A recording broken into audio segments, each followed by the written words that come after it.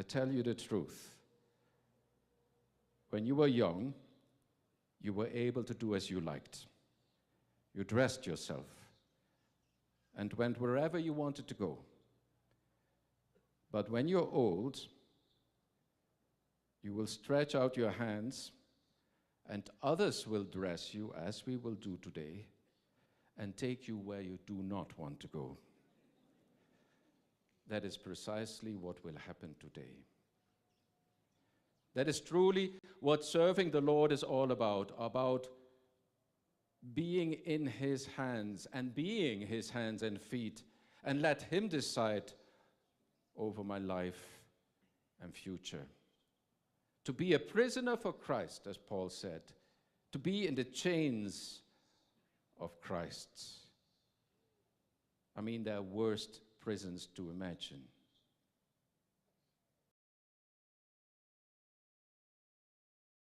Maybe we even have to reflect a bit more on that being a prisoner of Christ. Paul himself is very clear about the fact that he found Christ there in the dungeon, there in the prison, in his darkest hour, in the stench and the suffering of a dark and filthy prison cell. It was there that he was able to identify with the sufferings of Christ, more than at the table of the powerful or at the golf club. He was able to find Christ, the King of Kings, of Lords and Lords, in the darkness of a prison cell.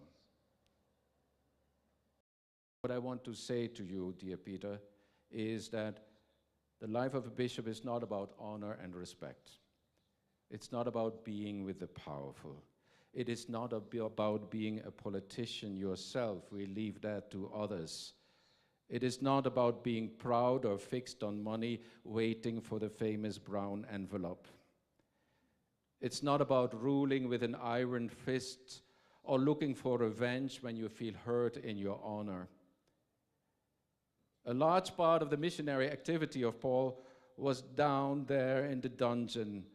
It was done there in the darkness and anonymity of a prison cell.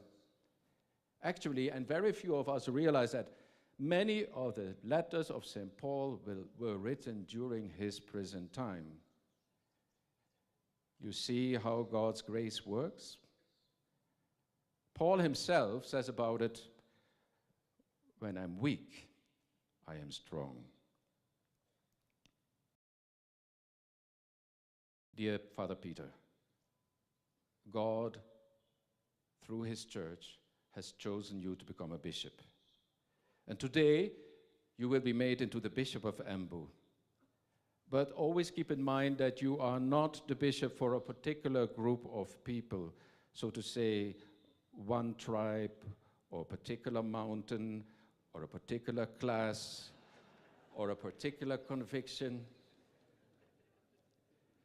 When made a bishop, you're always bishop of the universal church. Today you are in Embu. Tomorrow you could be sent far away from here. Today it's Mount Kenya. Tomorrow it could be Mount Elgin.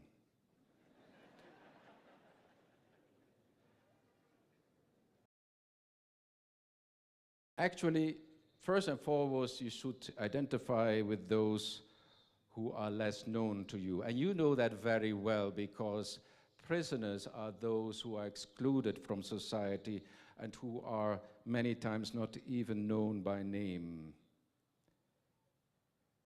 Speak with those who do not speak your language, who do not have your culture, who are not your class of people.